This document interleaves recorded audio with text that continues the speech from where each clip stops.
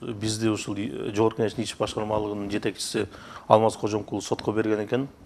Өзүнүн баягы сотко жазган арызында ал ушул бизде чыккан ушул Асылбек Жээнбеков жөнүндө сурамжылоодогу келтирилген фактылар өзүнүн кадыр баркына, ар намысына шек келтирди деп эсептеп, бизден 100 000 сом өндүрүп алууну көздөгөн ушу доо арызды берген экен. Бул маселе боюнча биз Алмаз Кожомкулов менен экөөбүз сүйлөштүк. Сүйлөшүп ошол баягы ортодогу маселени талкууга алдык. Анан жыйынтыгында Алмаз Кожомкулов өзүнүн арызын соттон кайра чакыртып алууну чечти, чакыртып алды.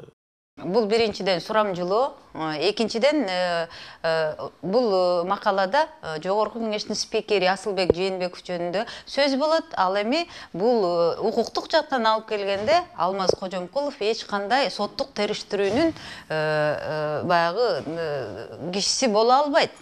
Бул жагынан алганда биздин Кыргызстандагы сот тармагынын өкүлдөрүнүн өз ишинин билбестигин, чала чарпыт иш алып бара тургандыгын жана ошондой эле Кыргызстанда азыр учурдагы саясий олкусолкулуктан улам ким кандай кааласа өзүнө жараша ишти буруп алууга мүмкүн деген гана көз караш.